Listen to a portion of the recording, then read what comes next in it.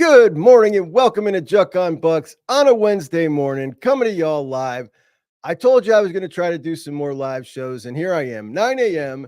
I'm running out of excuses, as Kris has told me that he is usually at the studio and he can produce for me. You know, I got some issues doing this all by myself. I'm just a one-man band, but he could kind of be the guy behind the scenes, pulling up the chat, pulling up the pictures. So here I am, 9 a.m., Juck on Bucks Live. Load up the chat. We'll get to all that.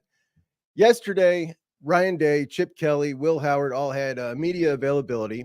And last night, I had Dylan Davis, our buddy from the Delaware Gazette, on with me to talk about that press conference.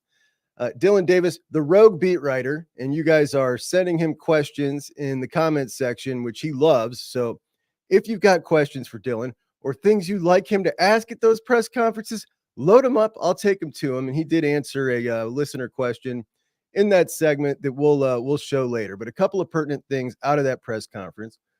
Donovan Jackson, Cody Simon, Ryan Day said were day-to-day.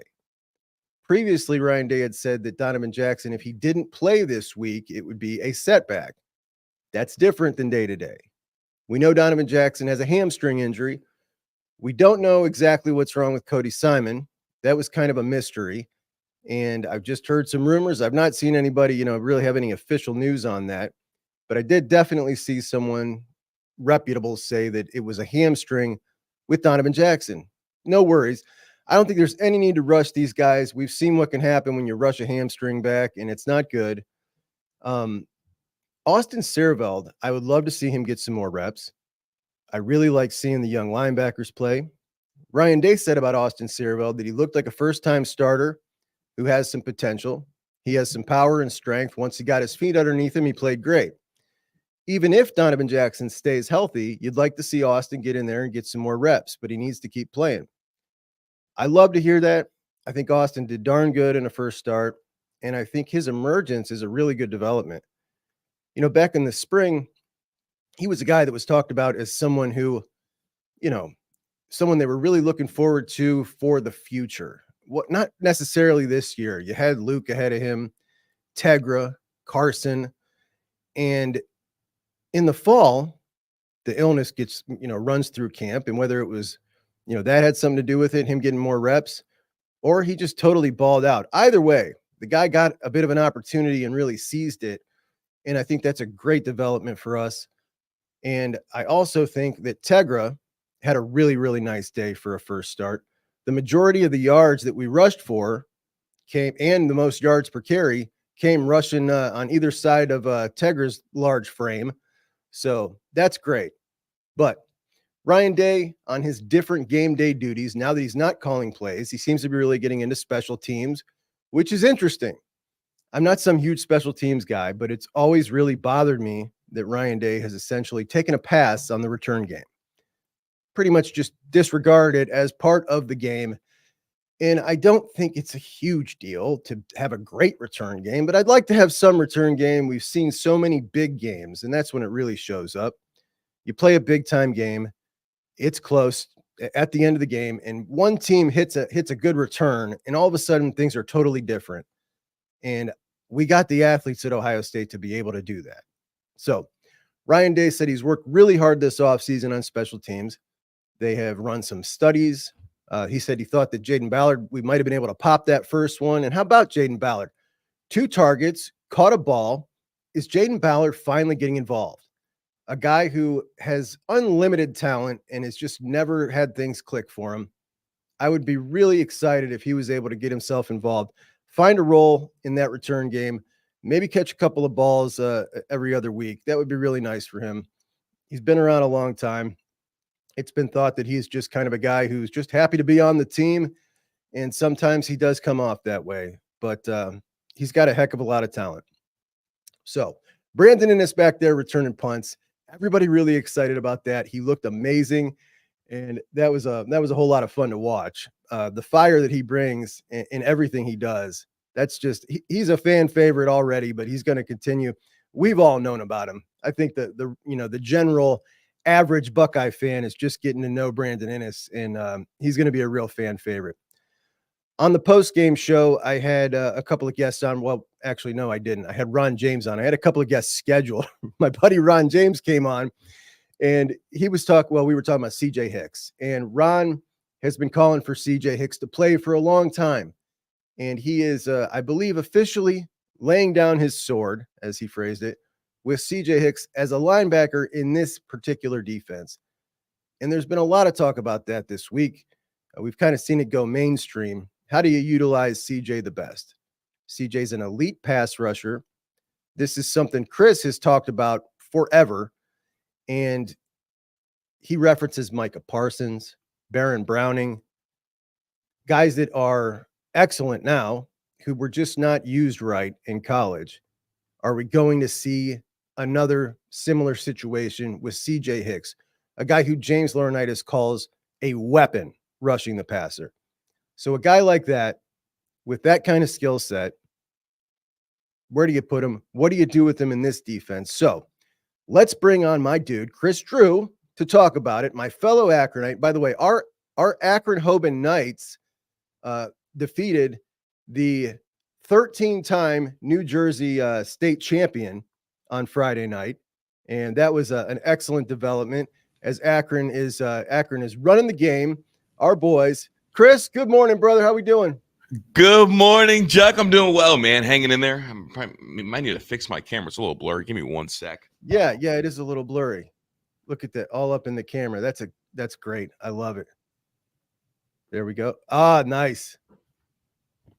I can't do that with my camera. That's some fancy kind of gizmo there, man. I need that. Oh, man, you're big time, Juck. Stop it. So CJ Hicks been a big talk since the game. Yeah. This is something I have heard you bang on for years about the misuse of a guy like a Baron Browning, a Micah Parsons. We've seen Abdul Carter move from linebacker. Now they've moved him down over at Penn State, right? Because they don't want to repeat the same mistake. What do you do with CJ Hicks, who, he just doesn't seem to be getting it instinctually as a linebacker? That's been the same complaint they've had about him all along, where all of us have been saying, like, we need to see this guy more. Like, he ain't ready. Yeah. And he still doesn't look ready. I mean, I'm sure at this point you've seen the PFF grades, right? Like, he was the lowest graded linebacker on Saturday, but the highest graded pass rusher on I've actually Saturday. got him. I'm going to pull him up for everybody to take a look. Oh, that's not it. That's the O-line. Never mind. Go ahead. I don't have the highest rated pass rusher, the lowest rated linebacker, and it's not like we didn't have pass rushers doing a great job. Like, I thought Jack Sawyer looked freaking outstanding. Like, outstanding. I know he didn't have the 1.5 sacks that JT had, but if you ask that quarterback who he's going to be having nightmares about, I promise you it's Jack Sawyer. I promise you it is. And JTT also got active, and so did Kenyatta. Like, the defensive line played really well, especially in pass rush situations. So for the guy to have the highest pass rush grade be CJ Hicks, where he could just lock in, go get the quarterback, go be an athlete, go move downhill, I feel like the light bulb is gone off for me a couple years ago. It should be going off for everybody who's an Ohio State fan, everybody who's a CJ Hicks fan. This mythical jack position that we don't play, we have the perfect one right there on line one. Like, he's perfect for it. Now, it does bug me that it's been 3 years and he still looks kind of lost out there. But I do feel decent when you see Arvell Reese, who also is a freak athlete, similar size, go out there and look the part. It just makes it more difficult now to get CJ Hicks on the field. Because do I think he's a great pass rusher? Absolutely. But now that we have guys that are getting after the quarterback, at least a week one and an overreaction, I'm like trying to figure out, where do you slot him in? Is it enough to only play him on 3rd and 6 and longers? Is it enough to only play him in obvious pass rush situations? Or do you just kind of try to personnel match and get him out there when you can? Yeah. I mean, I think it might be a case of he's kind of the odd man out here. Arvell was tremendous. You've got so many weapons. The defensive line was amazing, and they're really trying to get reps with that 2 deep. I mean, there's 3 of them, with Kenyatta, Caden Curry, and Mitchell Melton. They're trying to get in there. Right. Pulling them off, they don't want to pull them off for a gimmick. It doesn't seem like, which is kind of how they view that, Jack. I feel like he's the odd man out, man. I think it's very apparent. And Ryan Day was talking about Arvell in the press conference and how he kind of started off slow during the week in his preparation, but then really picked it up and said, we need to see, he's earned more snaps. Now, Arvell played more snaps than CJ already this first game. And he said, Arvell's earned more. CJ Hicks did not come up in the conversation. So an interesting development in game one, nonetheless, when we've been talking for a long time, getting to this point in Sonny and CJ's career, here we are. And now it seems like Arvell Reese has emerged as that dude who, we knew about coming out from Glenville, didn't really know what to expect out of him at Ohio State, how they were going to use him, start him down at defensive end, move him to linebacker, and here he is just showing out. He looked tremendous in the coach's film, and anybody who doesn't watch that should, man. On Menace to Sports on the website, Zach breaks down all of this stuff, and he tells you this is where the guy's supposed to go on this play, and he's not there. And you can really see, instead of speculating what you think might happen on that play or where everybody should be. And it's very informative. I would highly recommend it. But nonetheless, Ryan Day, the return game, he's got nothing to do during the game. He is kind of gravitating towards special teams, which I find ironic because I've been banging the drum for 5 years that this guy just punts on the return game. And all of a sudden he's talking about it like Jim Tressel. It's hysterical. You definitely got some dudes back there. What's your thoughts? Man, it is it's really full circle, isn't it? Yeah. Because he was the guy that was like, oh, special teams, throwaway stuff. Now you got him talking about studying hidden yards, this, that, and the third. Like, it's very like when Urban was in charge of special teams. Like, he wanted his best players, his dog, the energy, the juice there. And for a while there, like, Ryan Day treated special teams like the middle child, like the redheaded stepchild. Like, we don't really care about you. You're not part of the game. Mm-hmm. And it's been really encouraging to hear him kind of come full circle. Because I thought, Juck, that I thought he was going to come full circle after special teams cost us a Michigan game potentially and a chance at a natty, right? Like, we can all agree that Georgia special teams effort was abysmal. Not just the missed field goal, all the miscues before that. From the fake punt that didn't get run to if it would have got run, there was 12 men on the field, to the 2 weeks before or 2 games before when we played Michigan and we botched the fake punt there.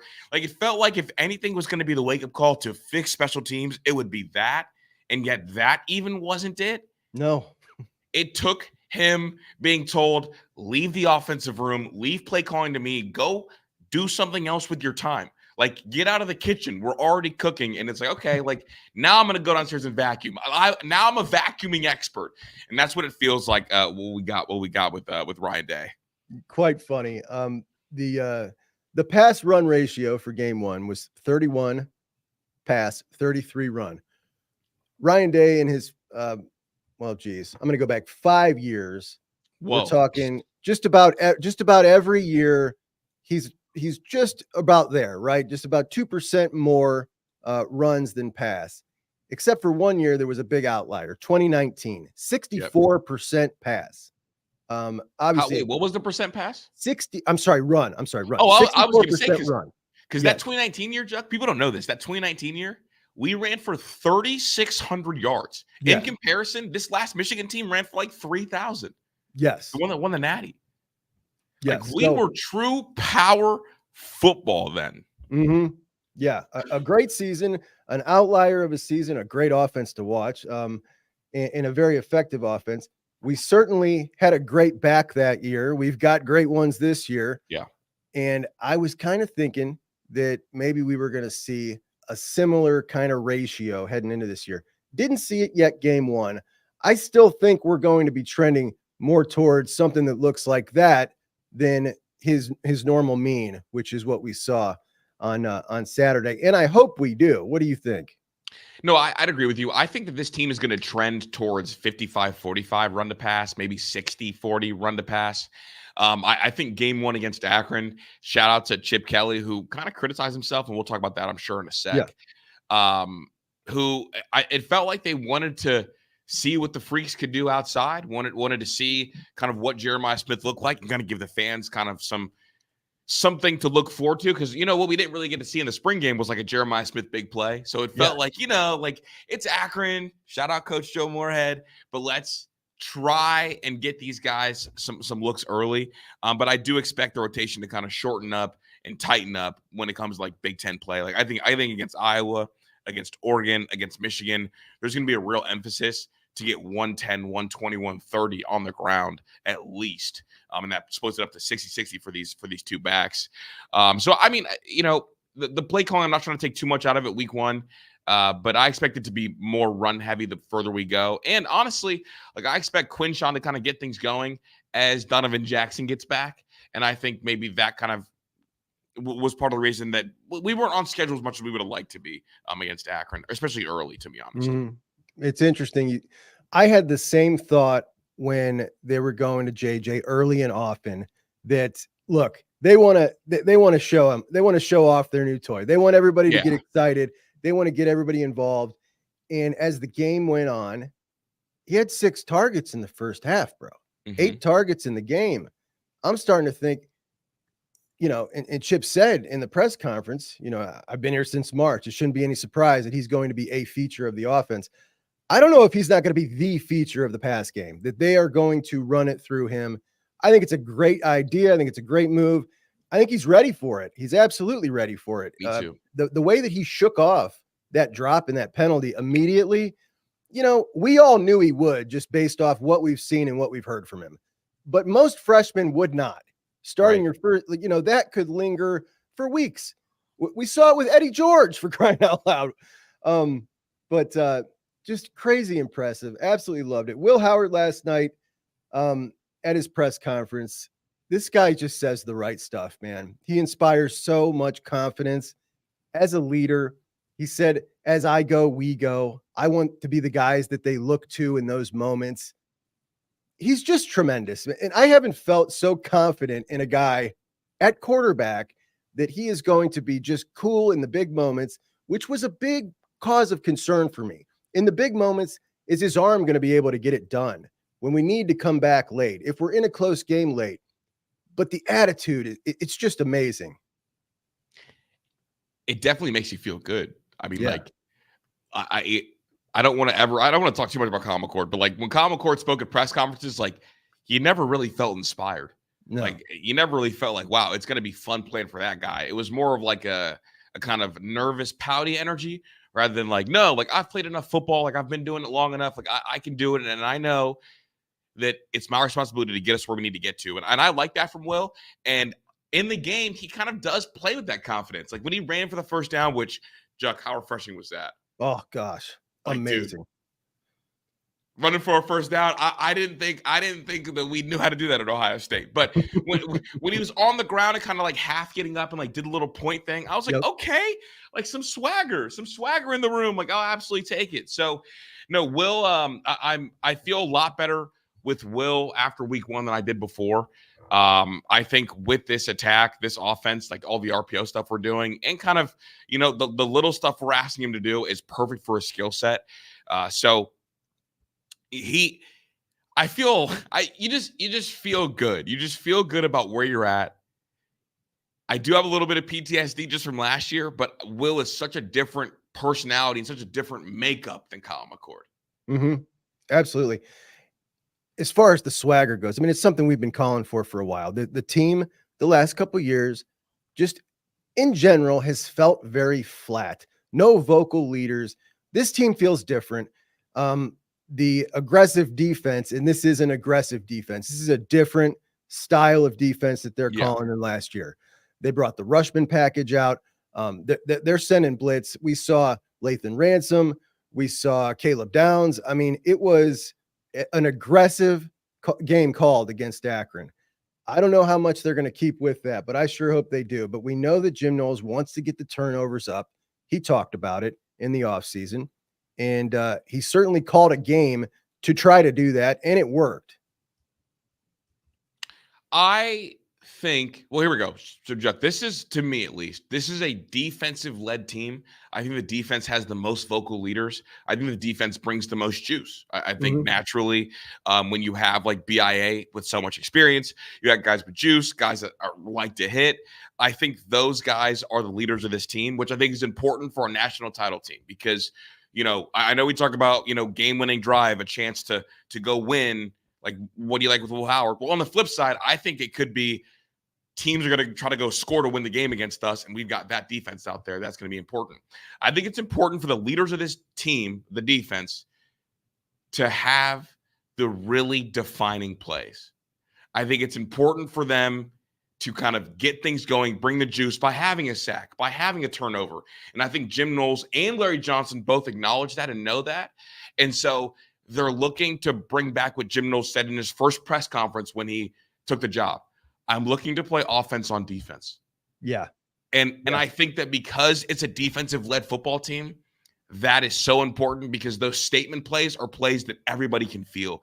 And I personally, I don't know how you feel about this, I like teams historically who use massive defensive plays to swing momentum. Absolutely. That's my favorite. Huge. It's so huge. We haven't had it in a while. No, we haven't. The juice that we felt on Saturday was different. It was everything I've been wanting.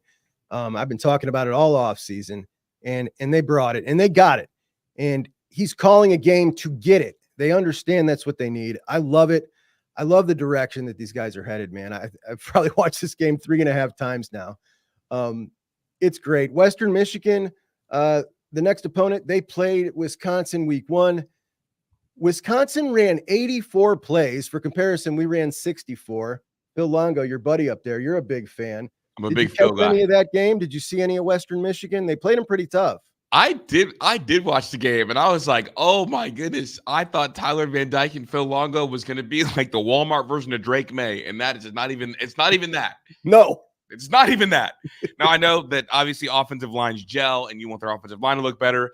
But, boy, I was hyping up Phil Longo and TVD, and I am done doing that until they go get 40 in a game, dog. I cannot do it. I can't keep – and it's like someone texted me. It's like, oh, this is like the Kris Drew curse. Like you hyped up Jeff Sims, then we got the worst Jeff Sims season ever. And now look what you've done at TVD. And I was like, I am not going to take the blame for TVD being broken by Josh Gaddis. But I will say I don't know – if Western just played them really tough or if Wisconsin is trying to be something they're not. And that's something that sometimes I worry about when you have like a Wisconsin team going 4 wide with TVD out there. It's a little weird. But no matter what they did, even when they went back to kind of how me and you remember Wisconsin, they weren't moving the ball. And maybe we should expect this kind of without, a guy like Braylon Allen, who's like your typical smash mouth Wisconsin running back who's going to run for 1 billion yards. But I was really disappointed in week 1 Wisconsin. And I lean on maybe they're not quite there yet rather than Western Michigan's going to be tougher than we think. Yeah, they definitely. I don't know if greater college football in general has caught on to the fact that Wisconsin, the traditional, the big boys that run the football 45 times a game, has changed so drastically. It's definitely going to take some time. It's such a strange fit. It just doesn't even feel weird. right. It's so, dude, it's so weird. Thinking about Wisconsin just chucking it around the yard. It doesn't seem like it's something Luke Fickell would gravitate towards in the first place, but going to be interesting to watch them on Wisconsin. The Big Ten power theory structure. on why Luke Fickell did that is, I think that Luke Fickell, deep down in his heart of hearts, is consistently auditioning for the Ohio State job. And I think there was this like weird fear that if he did go to Ohio State, he would bring back like Trestle Ball. And I think him going and getting a Phil Longo from the air raid tree is like, look, I can modernize things too. And I think he's trying to kind of look, Luke Fickell's a grill master. And sometimes I think he's trying to make some sushi to prove he can do it. Well, you don't have to make sushi, dog. Just go grill. Just go grill. Be the best grill you can be. And so that's my I didn't mean to cut you off, Joe, but that's my Luke Fickell and Phil Longo theory, because it is a weird fit, but I do love Phil and Luke separately. No, I'm happy you brought that up, and it is a very interesting theory. There's no doubt Luke Fickell wants to be the Ohio State head coach. Absolutely no doubt. If you've ever listened to Luke Fickell talk, I mean, I listened to somebody tell a story. Ryan Miller he was on the OHIO podcast. He's cousins with Eric Boggs, and he was telling the story of when he committed, and just talking about Luke Fickell back then at 17 or 18, they were in the same class, and the amount of love and the tears that were just flowing down his face as he committed to Ohio State to John Cooper. This is a guy where it just runs deep, like really, really deep. It runs real deep. There's no doubt that if that job ever came open, that there's not I'm going to stay here and try to build that brand. He'd come in a second. And that is a very interesting theory, because I do think that a lot of people's immediate reaction would be, I love Fick, but I'm not sure I want that again. Right. So that is a really interesting theory. Speaking of Wisconsin, the Big Ten power structure after week 1 seems just a bit different. We saw the AP poll come out, and we'll get to that in a second. But I've now got, I'm not going to overreact about the Oregon game. I overreacted about a lot of games, but not the Oregon game. I'm going to hold out a little bit, just because I've felt for a while that this is a very talented team, and I'm not going to pull back just yet. I trust the coach. I trust the staff. I think they're going to get it together. They did have some issues on the offensive line, which are a bit concerning, particularly the right guard absolutely looks like an issue. I don't know if they had anybody out in that game on the line, but they tumble in the standings. We got USC looking great. Penn State looked great. And my power structure in the Big Ten is now Ohio State, Gap, Oregon, Penn State, USC, Michigan. Is that your power rankings? Juck's power rankings? I guess we could call it that. Mine after week 1 are Ohio State 1, USC 2, Penn State 3, Oregon 4, Nebraska 5. I think is what I said yesterday. I think that Oregon has a lot of work to do, and I know that I need to do a better job in how I cover Dan Lanning's team, because I've given him a lot of excuses and a lot of passes in the past. And now that we're all in the Big Ten and it's week to week, I want to see you go be the most impressive team, because you've got the second most impressive roster in the conference. And I know it is week 1, and obviously things can change, but I think USC looked far more impressive. And honestly, Drew Aller looks like he's putting the pieces together and he's figuring it out. And last year it was a whole lot of dink and dunk stuff. Didn't quite have didn't see the potential. But this year, I mean, week 1 against the Power 5 opponent, he looked the part. So I'll go with him ahead of Oregon. For now, I do think Oregon has the upside and likely will be the better team at the end of the year. But those are my week 1 power rankings, if you ask Kris.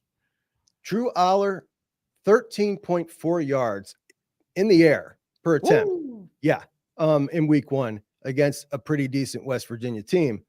Dylan Gabriel, what was it, like 4.1? And that's bizarre. It was so low, because he was up near 10 last year. Yeah, it was 127th out of 134 teams. I mean, it was bottom basement low, not Big Ten low, like almost the lowest in the country. Really interesting stuff that they got going on there. But I almost think that it's kind of if I'm the coach, I kind of like getting out of there with a win and them not playing great, so that I can really turn the screws to them. And I'm with you though. And I've been accused of giving Lanning way too much credit and being way too high on him. A lot of people bring up the games he's lost. My opinion is, they were very close games. He lost those games aggressively. He learns. We all learn from losing games. He's a new head coach. Also, I'm really high on DeBoer, so I'm not going to slander Lanning when I think DeBoer's a great head coach. It's it's not like he lost to Our Lady of the Elms. He lost to the team that played for the Natty. So I'm okay with those losses, but I do have to be careful with how I cover Dan Lanning now that they're in the Big Ten, and I can't just root for them from afar. Yeah, SC. Interestingly enough, they match up against LSU, who also doing a whole defensive revamp, bringing in Blake Baker from Missouri. SC brings in Danton Lynn. I thought that LSU would be able to plug the hole, kind of like Jim Knowles did in year 1. I didn't think SC could do it because I didn't think they had the talent on defense to be able to plug the hole a little bit. Though I thought long-term that they could turn it around. Right. They look like they've plugged the hole, or LSU is just not that good offensively. We've been talking about that offensive line all offseason, how great it is. They didn't look so great, or SC looked really good. I don't know. Really tough to judge in year one, but I'm buying USC. I'm buying a ton of USC stock, and I'm looking at all my futures bets, Juck, and I'm looking at like all the predictions I had, and it's like, oh, like, I mean, even I saw Michigan fans write in that USC game as a win for them. Not so fast, my friend. Word to Lee Corso. This USC team, they've got a real shot, and I think Lincoln Riley has been forced to get good at defense because, first of all, the Alex Grinch, experiment was a disaster, but also they're not going to have the Caleb Williams, Kyler Murray, Baker Mayfield, Jalen Hurts bailout card. Like, I like Miller Moss. I think Miller Moss is a good player. He's not one of those dudes. So you gotta figure it out. It's almost like when Ryan Day went from CJ Stroud to Kyle McCord. You needed the defense to be really, really good. And it became a priority because you're not going to be able to get away with hanging forward on everybody. This is that just a year later. So we'll see if Miller Moss can win games down the stretch. But I think this defense is going to be probably a top 15 defense in the country, if I had to guess and call it right now. And I cannot believe I'm saying that about freaking USC, who couldn't stop a nosebleed for 3 years. Yeah, it's amazing. I think this D'Anton Lynn's the real deal, man. I really think he is. Michigan, obviously, they got some quarterback issues. They bring in, they end up not going with Alex Orji, who we thought that they were going to go with, I don't know, for a while. Geez, since the season ended. They were calling him Cam Newton. Yeah.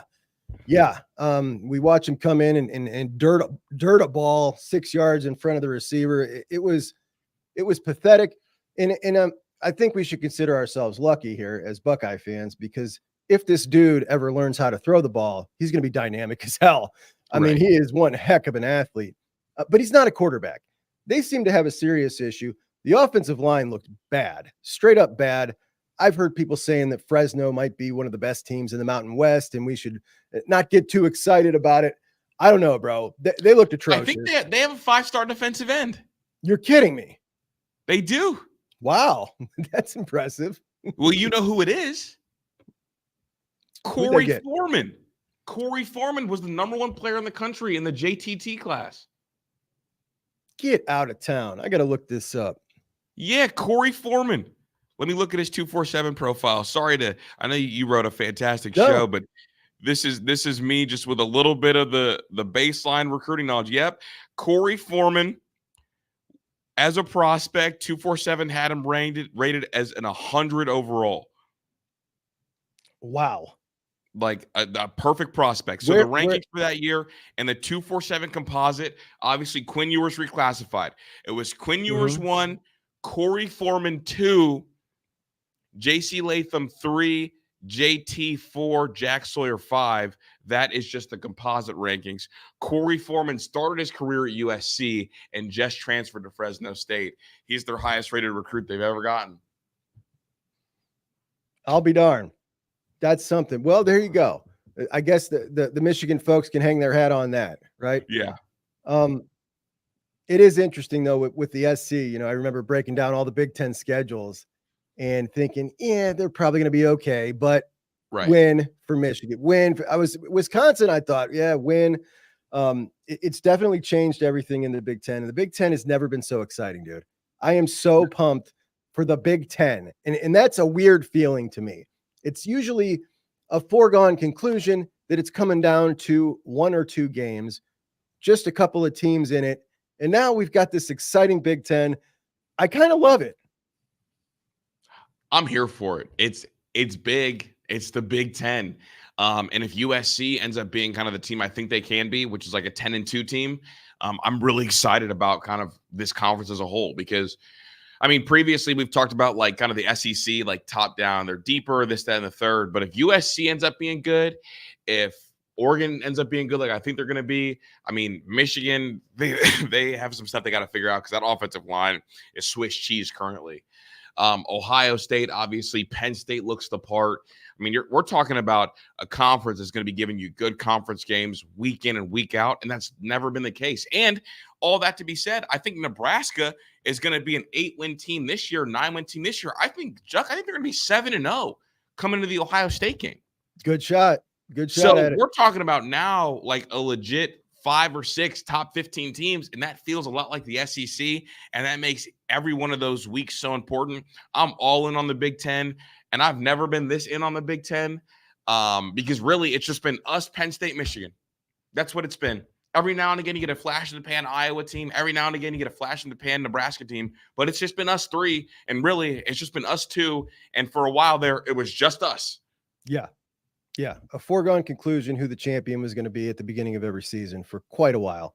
Mm-hmm. I've been jealous of the SEC in the sense that for a long time, SEC fans, or if you're a fan of an SEC team, it's just an exciting season. There's so many twists and turns. It's just fun. And I'm in this sport because I love football and I love fun, right? So I've been so jealous of that and wanted to be part of something like that. We got it now. I think we got it. So I'm pumped for it. Love the conference expansion. The playoff, I'm coming around. I thought that it would devalue a lot of the regular season. I did too. I'm not feeling that so far. So that's great. You know, like you had Florida State lose week 1, and in most years that would eliminate them. It didn't. But it's still, I still loved it. And Portal Mike comes out, loses again week 2. Now, we're early on in the transfer portal era, okay? We're still seeing how this is going to evolve. They came out and said that they're using 70% of their resources on portal and retaining their current roster. And at the time, everybody was like, this is a good idea. This is the way to go. 2 weeks later, they're 0-2, and everybody's going, this is what can go wrong with the portal. It's a great way to get paid, though, isn't it? I'm just saying, like Mel Tucker came into Michigan State, portal warrior. What did he get, Juck? He got $85 million contract that they had to do some crazy story to get him up out of there. Mike Norvell, portal warrior, just the white Mel Tucker. He got up there. He used the portal aggressively. They went undefeated.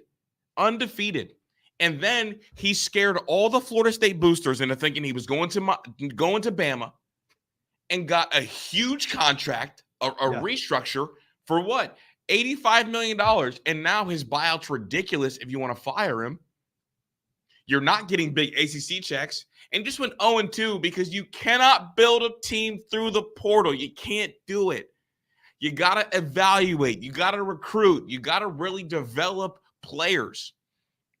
It's like this. If you had a hole in the boat, are you going to take some duct tape to it every time there's a hole in the boat? No, you have to fix it. You have to. It's a Band-Aid fix. It's not going to work. But to your point about the 12-team playoff, it's brought a lot more excitement to me than I thought it would. Because I thought it, like you, would devalue things.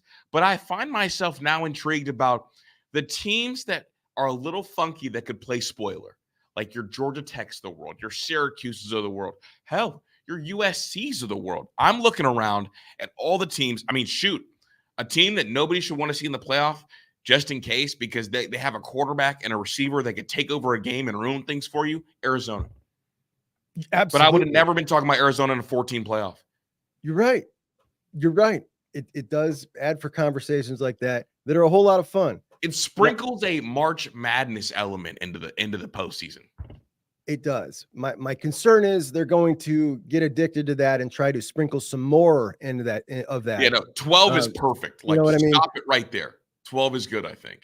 Speaking of SC, Georgia Tech, Syracuse, Georgia Tech makes their way into the AP Top 25. Congratulations, my dude. How long has it been? I think it's been like 5 years, dude. I don't know. I mean, it's been quite a while. 2015, I think. And let's pull it up. Here's the AP poll just released last night. We have got, let's see here. Oregon took a tumble, bro. Yeah, they did. Oregon took, but how could they not, right? Because like spots. Yeah. Well, Ole Miss looked like the Death Star, and Notre Dame beat a good A&M team. So, like, if you are Oregon, Sorry, this is the price of doing business, dog. Beat the potato farmers by more than 10 points. SC gets moved up to 13. Miami moved up to 12. Listen, I heard you say the other day that you have never been alive during good SC or good Miami, which was amazing to hear to me, to be honest. Like, I couldn't even believe it when I heard you say that. But I just want to describe good SC to you. It is good Alabama with Colorado mixed in, like that vibe, like that's what it is. It's total celebrity, hype everywhere, talked about nonstop. It's horrific. You're absolutely going to hate it, but let's hope it doesn't get to that level. Alabama mixed with Colorado is good USC. Yeah. I love it. I love it. But I was surprised that they tumbled Oregon like that. I feel like this is more, number one, I feel like it's the right way that they should have always done polling, but they've been so hesitant to do it. Here's the deal. This is what I've always hated about these idiots. You come in with your preconceived notion week 0. Okay. Here's my preconceived notion. Now we've seen a game, right? And they put more value on their preconceived notion than the game they just saw, and would move Oregon maybe one spot because they thought they were better than they were. I'm not going to, it just bothers me. Like, by all rights, if we're really looking at this fairly, there are USC should be a top 10 team. You know what I mean? Like, they just beat LSU. Look good doing it. There's no reason they shouldn't be. And it's obnoxious, but always fun to talk about. As is. Wait, I want to ask you before we continue, just real quick. Whose win were you more impressed with, Miami's or USC's? Well, I think the more impressive win was SC, but I was more impressed with Miami because I think Miami came out and showed me that they can be a national championship contender. I don't think SC can be. Now, I've been banging the drum on Miami, really ringing the warning bells for a long time. I made a video 5 months ago that this team is absolutely going to make the playoffs and win the ACC. And they are just loaded, absolutely loaded on the lines of scrimmage. They've got crazy talent everywhere. Cam Ward, if he was that dude, and I believe he's going to be that dude, they would be a scary team. As long as Mario didn't get in the way of his own success, like he has a couple times, they're absolutely going to win the ACC. And what we saw, listen, I don't want to hype up that win too much, I guess, because I also at the same time am talking about how bad Florida and Billy Napier are, right? But that's a win we don't see Miami win in a long time. It's been a long time since Miami goes in and wins a game like that. They absolutely look to me like they not only will win the ACC, but can do some damage in the playoff. If we're just judging off of 1 week and what they have, I just think it's a really, really good team.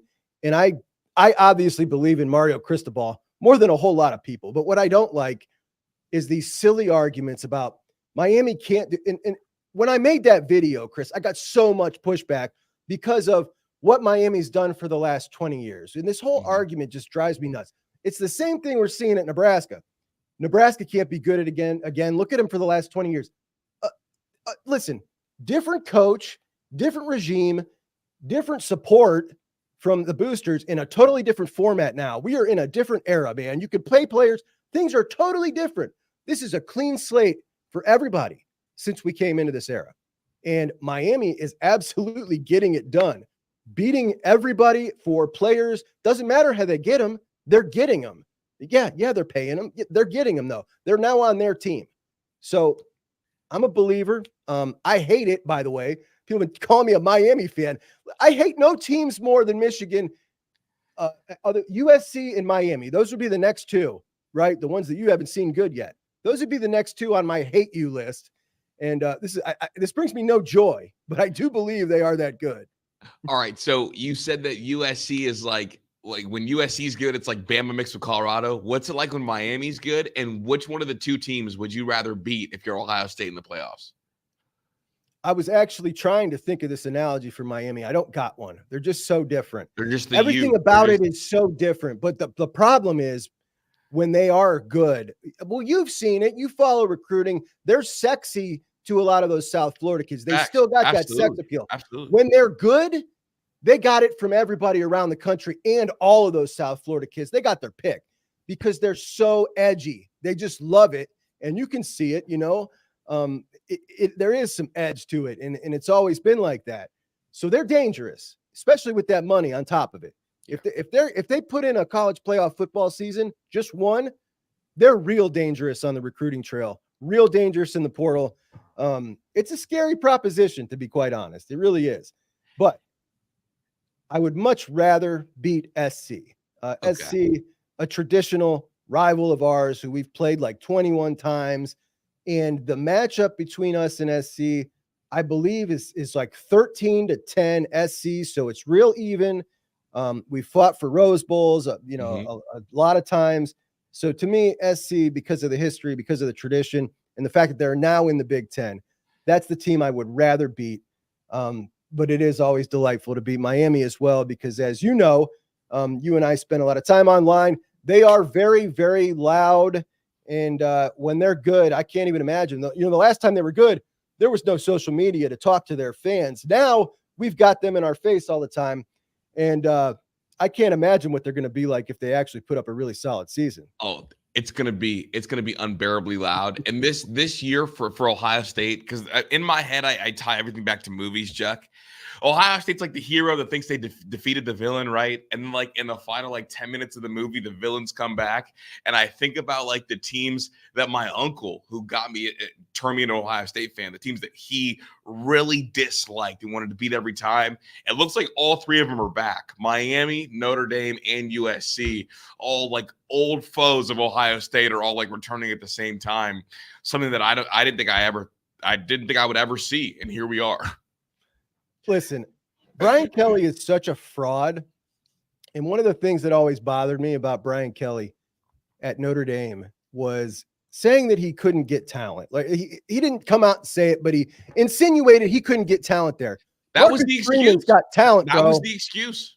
Yeah. Marcus Freeman's doing it. We see him doing it. And they had better skilled players than Texas A&M. Texas A&M has been loaded for a while with talent. Notre Dame looked better to me. They looked more talented to me in a lot of areas, and I thought that was pretty impressive. That's pretty concerning. They played the true freshman too, Juck. Yeah. They played Kingston at middle linebacker in that game, and I saw him shed a double team and make a tackle. He's good, man. I wish He's we had him. Really good. We should have had him. But can we talk about A&M for a second? Yeah. Listen, I like Mike Elko a lot, but the love that they got all offseason, people pumping them up, it was very obnoxious to me. I was happy to see Notre Dame shut that up, right? I usually root for the SEC team to lose against Notre Dame. I said I wasn't going to. I said I was going to root for Notre Dame, or I was going to root for A&M this year because Marcus Freeman pissed me off again with another stupid comment about Ohio State.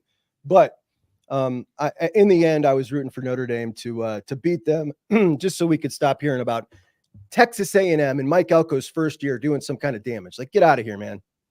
Yeah, Mike Elko got a lot of love randomly. Ton. Mike Elko feels like, to me, and correct me if I'm wrong, he feels like a Big Ten coach in the SEC. I don't know how it's going to go. But like Mike Elko should have just waited for a Big Ten job to open up, because my guy, I know Big Ten when I see one, and that's you. The way you were streaming on the side, like you are a Big Ten coach, and I think the SEC is going to eat him alive. Yeah, I never understood the hype and love. I mean, I was listening to your show when I found out that Notre Dame was the underdog. I was like, what? Yeah, crazy. Like, there's no way they had to retool that whole A&M team. Like, stop it. It makes no sense to me. I didn't get it at all.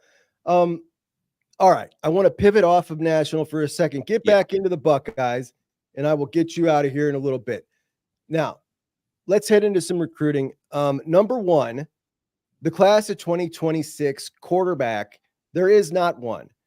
But the class of 2027, it's looking real good for Brady Edmonds, the number 2 quarterback in the country. Brady Edmonds, his grandfather from our neck of the woods, from Cuyahoga Falls, grew up a Buckeyes fan. When he was a kid, he had as a goal to be the starting quarterback of Ohio State was the number 3 goal.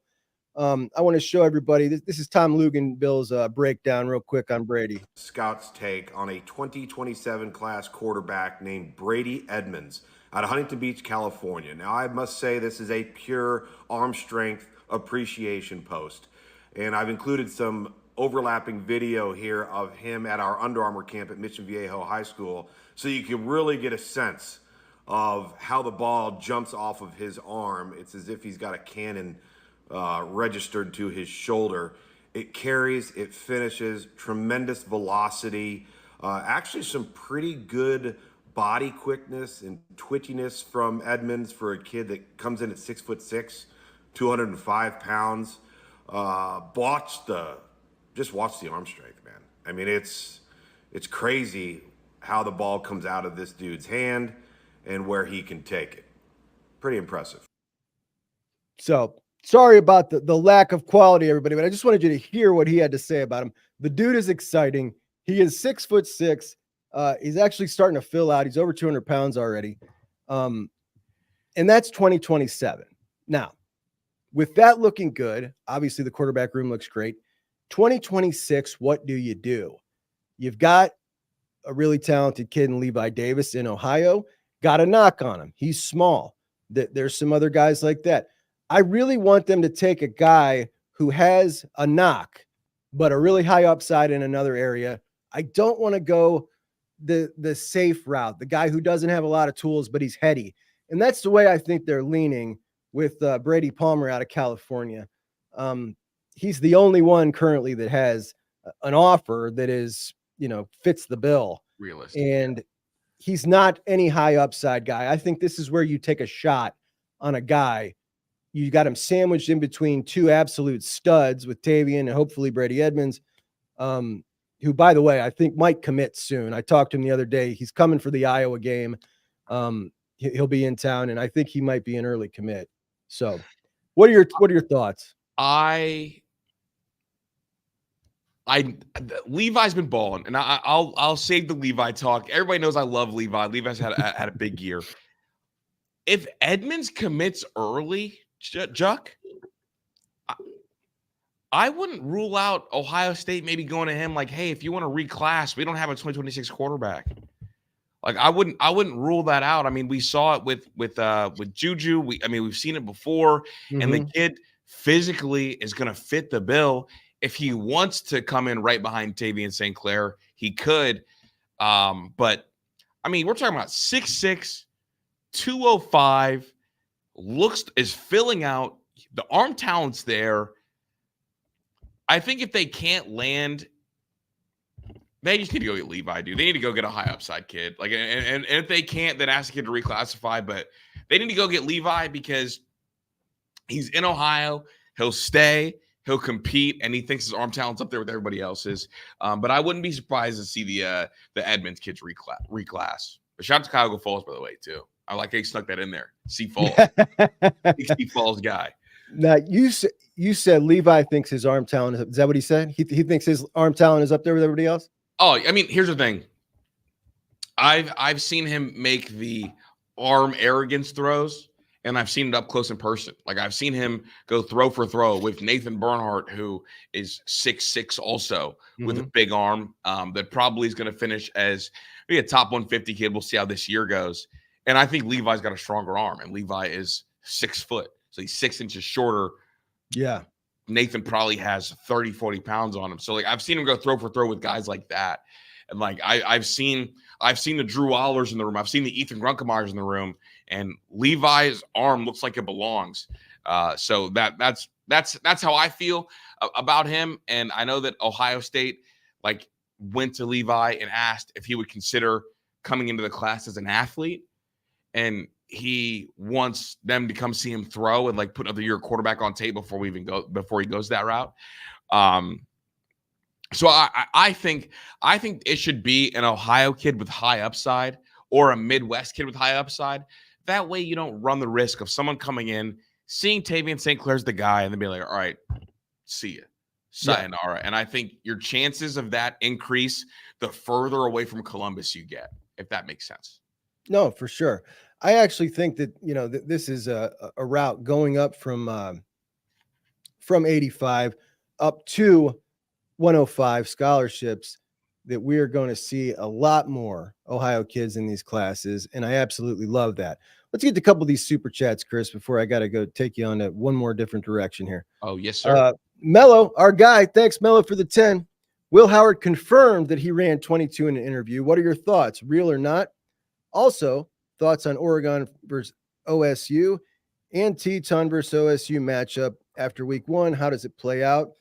Will Howard said that he ran 22, huh? I missed that, Mello. My thoughts are, I think that Ohio State needs to recalibrate their system. I don't think, and here's what I mean. I just don't think that their system is matching up with what we are used to from other folks' systems that are running this kind of technology, because we see 22 attached to like really fast wide receivers. Will Howard's not running as fast as those guys. We see guys running 20 miles an hour, and like, that's really impressive. And then we hear Chip Kelly say every quarterback in this room runs over 20. It's just not adding up. You know what I mean? I just think that something's out of whack. Kris, can I add to it? Yeah. You know who the fastest player on Colorado's team is? Who's that? Is it Joe Jimmy Horn? Horn. He ran faster than Travis Hunter. Okay. That's impressive. Jimmy Horn's top speed got recorded at 20.8 miles per hour. That's the really fast wide receiver. The one that's faster than Travis Hunter, who's a really fast corner / wide receiver. There is zero chance that Will Howard ran 22 miles per hour. Something needs recalibrated, because he's getting passed in a school zone if cars are driving, period. But I think he's a good athlete. I think it's more likely that he's right there around like 17.5, 18.5 is likely what we're going to see in games from him. You know, what I loved about this technology when it first came out was, okay, finally we can standardize football speed. We can quit talking about 40s, because 40s had gotten so ridiculous. The variance between a hand timed and a laser time, and you never know who's what. You still hear people I still have people ask me about high school players, like, does he have a 40 time? Look, no, it's garbage. This is the way to go, but it's got to be standardized. Yeah, you can't have variance from one place to the other, or else it's never going to mean anything. Like, these numbers mean nothing if they're all different. There's no way Will Howard is faster than Jimmy Horn or Travis Hunter. Yet, according to these, Ohio State's clock, he is. It's just like, can we get on the same system throughout college football and the NFL? Like, everybody. So the company that tracks the NFL ones and some of the college ones too recorded a Travian Henderson time last year of, I think it was 21.1, and it was the 70-yard run against Notre Dame. Like, I hate to break it to y'all, Will is not running that fast. Yo, like, that wasn't even 20 miles per hour. All right. Thoughts on Oregon versus Ohio State, Mello? Holy crap, do I feel better than I did before. I almost wish that game was this week. I don't want Oregon to get a chance to get any better. Right? I want to get them now. I do wonder, though. So that OC, I don't know if you know this, Juck. That OC at Oregon was literally just in high school in like 2019, 2020. Like, he was the Lake Travis high school coach. He was the Lake Travis high school coach. Not in high school, but like coaching high school football. Yeah, my bad. He was just coaching high school football. So he's like new to this college game a little bit. And I think from watching the game, I think that they felt like, let's hide as much as we can and just get out here with a win. That way I can coach these guys hard and like hide some things. Because I feel like younger coaches do we don't want to show the whole hand here early. Interesting you said that. Chip said he did not do that. Chip said he didn't hold anything back. Game plan specific, which I thought was interesting. A lot of people said, obviously, the Buckeyes aren't showing anything against Akron. That was not Chip's philosophy. There was nothing held back. That said, I don't think the offense looked much different than the offense we've seen, the run game we've seen last year. Executed a little better, but that was interesting. And we've got a member comment here from Goran. CU won't get a single stop on defense. Nebraska rolls this week. Goran, I totally agree. I agree too. I think the line is 7.5. Nebraska is the favorite by. But we'll see. I mean, this should be a fun quarterback duel, right? Yeah. Yeah. I'm excited for it, and I'm excited to see how real Dylan Raiola is. Each week is a chance for him to add to his fake Patrick Mahomes portfolio. So we'll see how this week goes. But I'm excited for this game, really. I think that Dylan looked awesome week one. Mm-hmm. I went in to get a clip for the show, and I went on my TikTok account. I'm embarrassed to say that, but I did. I went on my TikTok account and I looked up Dylan to get a little clip, and maybe 25 videos. I couldn't get past one that didn't say the next Patrick Mahomes. Mm-hmm. In all different settings. They'd show his hair. It is borderline creepy how much he's tried to do this. It's wild. I mean, I get that it's good for his profile. He's raised his profile with the young kids because it was everywhere, but it's strange. He's trying too hard. Even the mannerisms, like the way he walks, like the sunglasses he has, like the fact that he's only going to play for teams that wear red, like Dylan Raiola is really the Walmart version of Pat Mahomes. Like, it's like, Mom, can we get some food? No, we got food at home. Like, can we go get Pat Mahomes? We got Pat Mahomes at home. All right, Kris, couple more, and I'll get you out of here. Number one, Jarquez Carter, defensive tackle out of Newberry, Florida, 30 minutes from Gainesville. When he was on the show, he told me he's been there 10 times, went there again over the weekend to watch the game. Miami pounds Florida out, and he gives a quote to On3. He's been thought of as a potential flip risk. He says, I feel where I'm at, which is Ohio State, where I chose is 100% the move after watching the game. Now, that makes me feel great. I felt good about him already. I've also felt really good about Naeem Offord for a long time. Been saying, no, he's not going anywhere. He goes down to Auburn this past weekend, and here's his quote, which is markedly different from the tone that he has been taking. They ask at On3 again. I'm sorry, this is Tigers Live asked him if he's going to flip or what are the flip chances for Auburn. And he says, maybe so, maybe not. I don't know. I'm still committed to Ohio State. Now, that sounds very, very different than the comments he's made in the past. And we know that the feeling around headquarters in Columbus, not feeling so hot about him as well. What are your thoughts? I now am ready to back off the hardcore stance that I've had forever, that he's not going anywhere, and say, I think this might be a lost cause. I think that there's a 70% chance he stays, 30% chance he goes. And before I was like, you're at 70 stay. Yeah, I'm at 70 stays. I'm at 70. I like that. Part of me wonders if he's trying to keep his profile alive, not do too much disrespect the school down there. Considering who asked him this question, like if he would flip, obviously an Auburn podcast. I think he'll stay, but I'm concerned. I'm definitely a lot more concerned than I was before. Okay. And Zahir Mathis, what's your opinion on his odds now? It was really trending hard Penn State, I thought, but it's kind of calmed down a little bit. I think we're good. We heard that once they got the NIL situation with his deal straightened out at Penn State, they had a little hiccup. That was 4 weeks ago. And it seems like everything's still cool right now. I'm feeling much better. No, I feel good. I feel good about him. I know enough about a couple things over there to feel good that he's going to be a Buckeye. Love to hear that. Yeah. I feel really good about that one, Juck. Like really good. Okay. I'll talk to you after the show. Now, TJ Alford, another guy people are putting on potential flip risk. I feel very good about that one. What's your thoughts on that? I don't have him on Flip Watch. I know a couple of people that know him pretty well, and they've kind of told me that he's gonna be a Buckeye. Obviously, I know he's related to Kenyatta as well. No, I think that he's Ohio State. Obviously, like with those Florida recruitments, you have to recruit until signing day, till that pen hits paper, till the fax gets sent over. But I feel good about him as well. I think the stuff coming out about him flipping is more smoke and maybe like celebrity value chasing rather than actual flip potential, if I had to guess.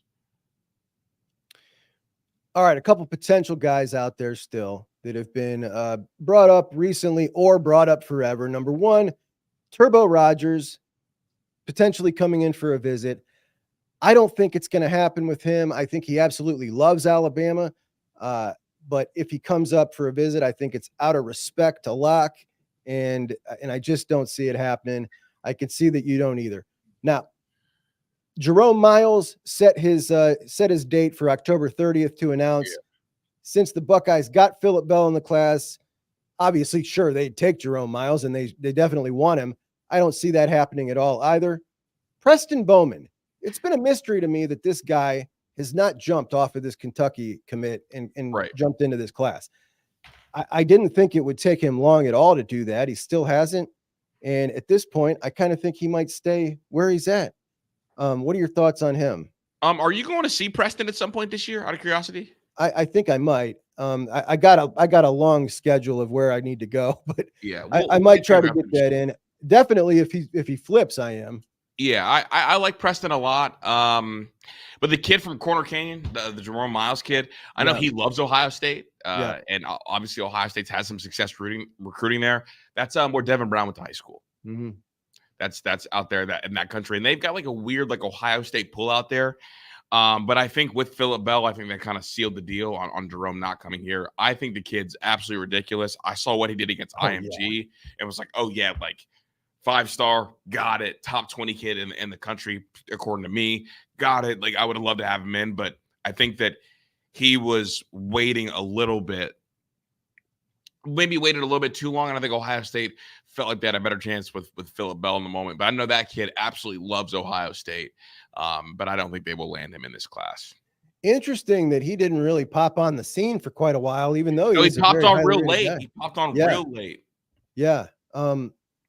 Micah DeBose, we heard Tavian St. Clair bring him up. We've heard some prominent people around Ohio State bring him up. I still don't see him coming off his commitment to Alabama. What's your thoughts on that?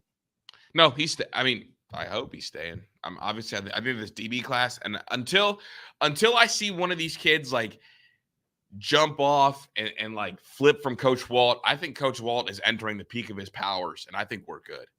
So I don't have any worry or concern.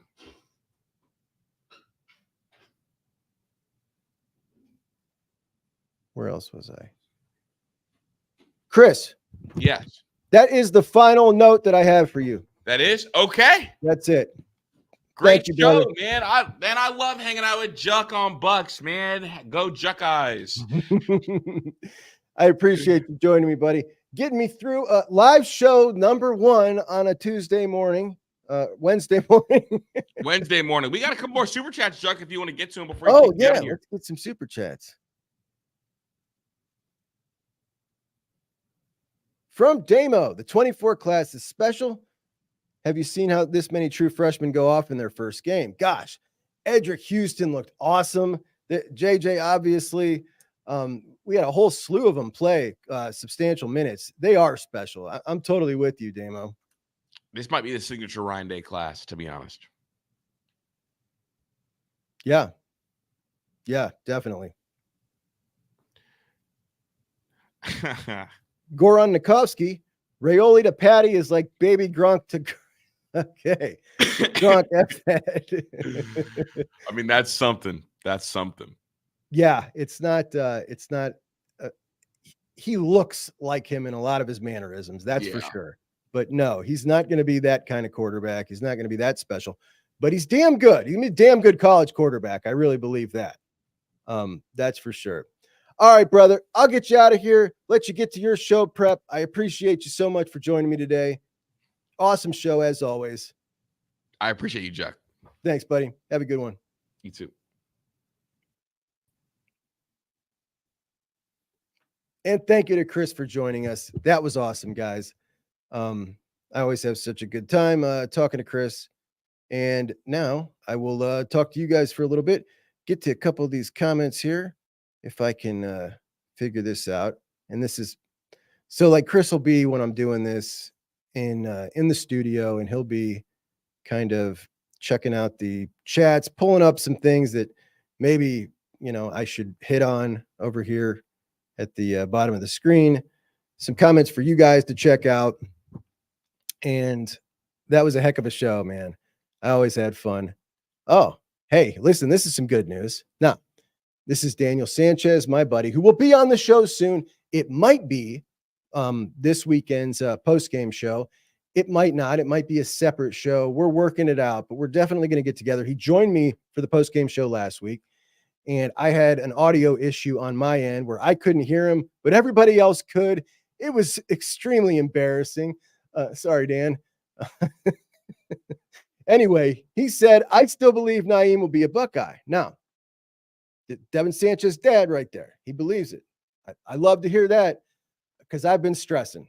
I've been absolutely pounding forever that he's not going anywhere. And now recently I've been getting kind of nervous about it. So that's awesome. William McBride, what's up, Juck Nation? Now, William McBride is a Duckeye. I want to know how the Duckeyes are feeling about your team, about your team's performance, because that was interesting. Shepherd Ducks, another Duckeye. Just saying, Juck, we didn't look that great against Fresno State the week before. We went into Columbus in 2021, but we did not look so hot. Okay, so what he's saying is he's bringing up the 2021 victory that the Ducks had in Columbus again, which I've heard about a whole lot of times since I started this show from the Duck fans. They seem to really want to hang on to that particular matchup, not any of the other 10, which all went the other direction. They really like that one in 2021. And to be honest, all the other ones have just as much relevance because they have a totally different coaching staff. So, you know what I mean?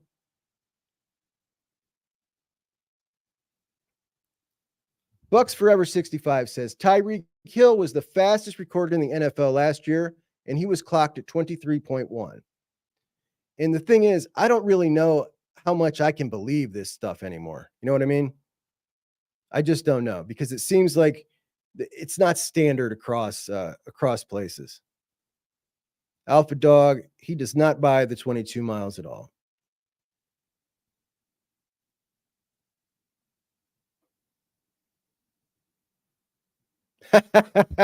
Dave Greenshield says, go Black Tigers. Cuyahoga Falls Black Tigers.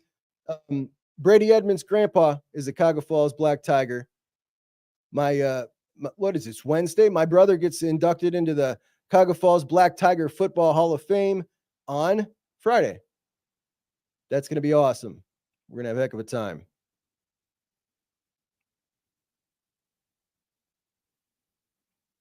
Dago, absolutely backing up California football. They definitely play good football in California. There are definitely some hubs where there's some really, really good football and some really talented players. Green Shield asks if the U is back.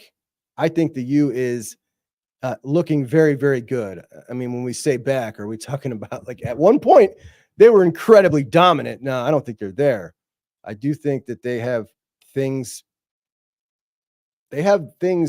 kind of set up in a way currently that if this system stays the same as it is now, that they got a shot to be really, really good again. Really good.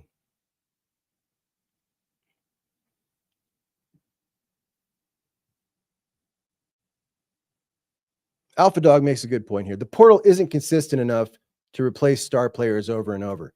If you are relying on that every single year, things need to really line up for you. There need to be those guys available. You need to win those battles.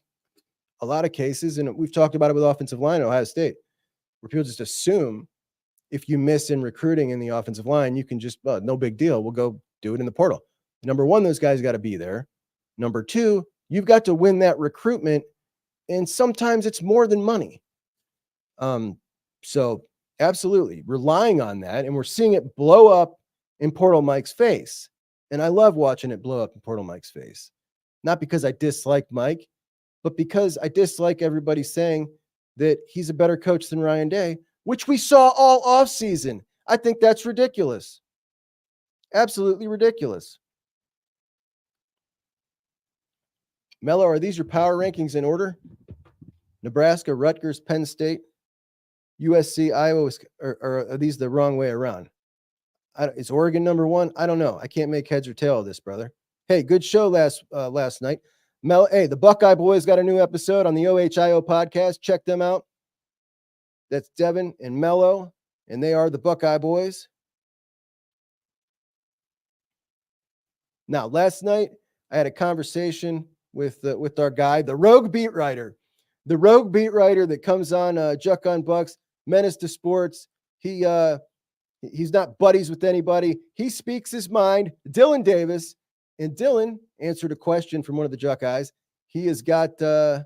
He said he's open for business, man. If you guys want to ask him anything, or maybe give him a suggestion, something maybe we would like to know. Who knows? Maybe he can squeeze one of our questions in there. That would be really cool. So you can put that in the comments. But I am going to, I guess, I was going to play that at the end of this show.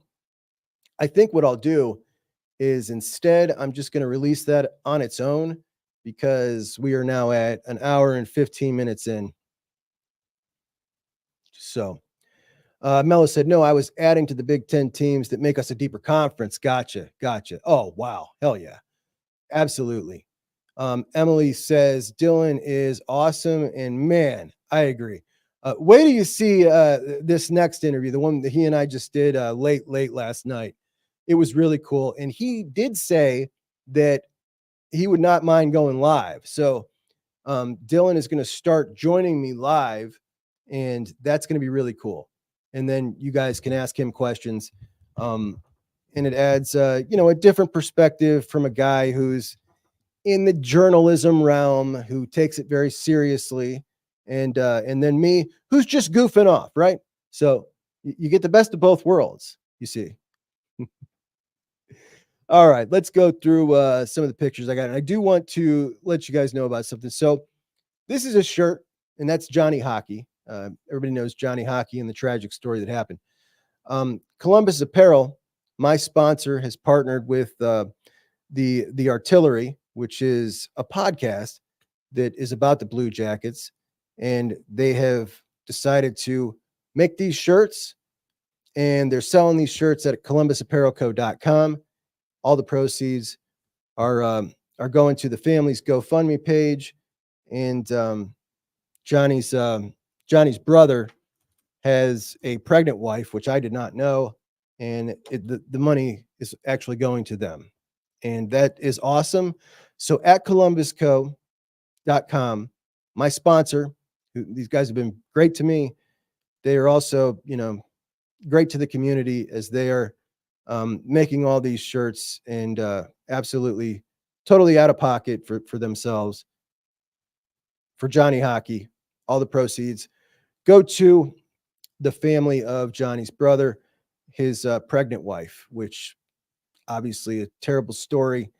And I'm proud to be affiliated with people who care like that. So shout out to Columbus, columbusapparelco.com. And I hope you guys move a ton of those shirts to be able to up that donation for the pregnant wife. And I'm sorry, her name escapes me. I want to say her name here. Her name is Madeline. Madeline and their son, yet to be born, is Trip. So really horrible story. So if you could support them, if you like the Blue Jackets, or you know somebody who does, at columbusapparelco.com, you can get one of those shirts. So shout out to the Artillery podcast who got together with Columbus Apparel Co. and got that done. You guys are great. So Mark Swick, what's up, buddy? Good to see you. Thanks for coming in.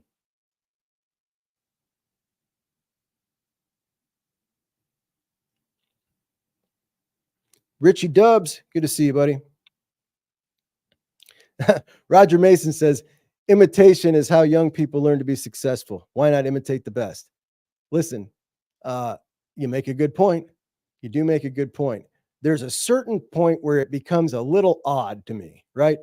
When you are, as a quarterback, trying not to just do what Tom Brady does, but get your hair cut like him, and just, say the things he says. Things just start to get a little strange when you're trying to exactly replicate somebody who is, what else makes it odd? It's not somebody who's old and retired. Like that would be different. It's somebody who's like literally active in the NFL. What happens if, and this will happen, Mahomes still playing in the NFL, Rayola's in the NFL. Is he still going to be acting exactly like Mahomes when they're peers? It's just weird. It's just strange. What else we got today? Listen, the wide receiver class of 2024, absolutely insane. You had Jeremiah Smith totally balling out. Let me get this. Jeremiah Smith, Cam Coleman at Auburn, who's absolutely going to be excellent. Ryan Williams at Alabama, who tore it up with 2 receptions, 2 touchdowns. TJ Moore at Clemson, going to be really good. And you can't see him. How do I get this off of here? What? Kris? Okay, here we go. All right. Number 7, Ryan Wingo at Texas. Absolutely killed it. He is going to be great. Shifty. Really excellent wide receiver. Gatlin Bear, I think he had a catch. This wide receiver class just might go down into history as one of the very best that we've ever seen come out of high school. Just a crazy talented wide receivers class. And if you stack it up against this current class of wide receivers, it's not close. Absolutely not close. As a matter of fact, I think that there are, if you put, I don't know, maybe the top 4 of those guys, I think they would all, well, a couple of them would guarantee be ahead of DeCorey Moore, but the top 4 might all be the number 1 wide receiver in this class, which is pretty wild. Hey, Jason. Good morning, buddy. Good old Jason Garrison, the storm chaser. Any good storms going on, bud? General Chrome, what's up, partner? Good to see you, buddy. Doreen in the house. Doreen had some awesome pictures from the game, and her daughter's in the band and always gives us some awesome pictures. Never mind. I must have been looking at another young wide receiver at Oregon. They are loaded in the wide receiver room. William McBride tells me Gatlin Bear took a mission and won't be at Oregon until 2026. So I apparently did not see him catch a ball against Fresno State. That definitely did not take place. So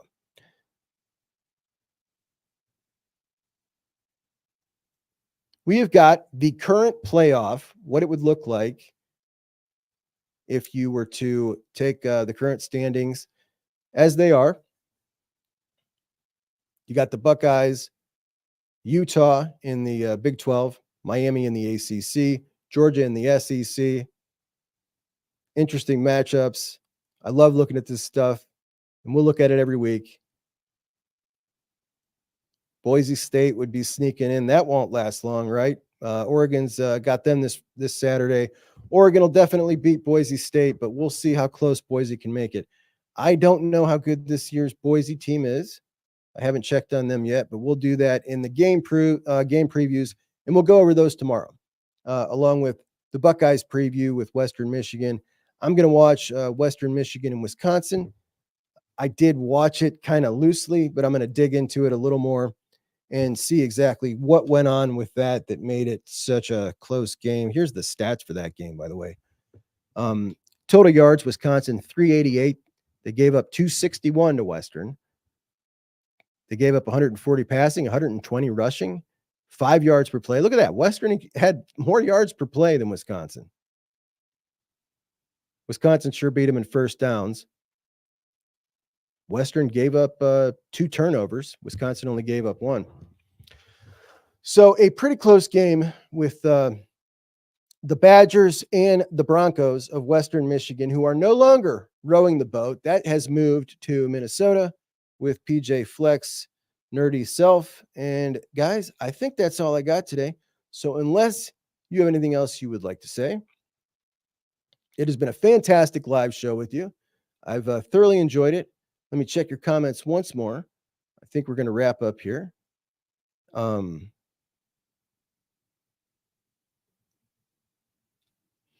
we have an LSU fan in here? Really? That's interesting. I really love getting the fans from other fan bases, except for one. For the most part, it's always a lot of fun. But an hour and 24 minutes. Oh my gosh. Richie Dub says KJ Bolden playing the most snaps of anyone on Georgia's defense is pretty wild. KJ Bolden, freshman, we almost had him. He went to Georgia, from Georgia. I think he was one of the Buford kids. And Perry Eliano was a distant relative, and everybody was saying it's his cousin. He should be able to land him. I cut him a little slack. Like, let's be honest. A lot of times a cousin can mean, our parents were friends and you call him a cousin. I don't know how closely they were related. But not only did KJ Bolden play the most snaps of anyone on Georgia's defense, as a true freshman, he looked fantastic. He really did. So good for him. Wish we would have gotten him. The Georgia defense looked doggone good, and the Clemson offense looked putrid. So how much can we garner from that? I don't know. Not so much. Almost had Dylan Stewart too, who absolutely was the most dominant defensive lineman of the week. He was amazing. He graded out as the highest on PFF out of anybody on defense. He was just amazing. Kevin Shabbos, what's up, buddy? If KJ Bolton rolls to Ohio State, do we still get Caleb Downs? I don't think there is anybody that is standing in the way of Caleb Downs' decision. If he wants to come, he knows he's got his spot. So in that sense, I don't think it's any different. Do you go after him so hard if you got KJ Bolden? Maybe that changes, how much you're willing to spend, because you definitely would have loaded up KJ a bit. So who knows? Interesting thought. The thing is, when you add the money into it, it changes the equation for these conversations. And we're not privy to a lot of those details, so it always makes it tough to speculate. Mello says, Caleb Downs over KJ Bolden. Well, I hope so. Bolden's only played a game. Oh, the gold pants fell. There we go. That's better. All right, guys. I appreciate you so much. Thank you for joining me here at Juck on Bucks.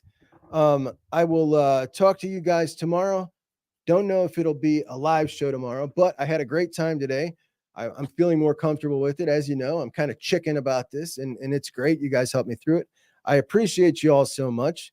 You guys are fantastic. It's always fun getting to talk to you in the chat.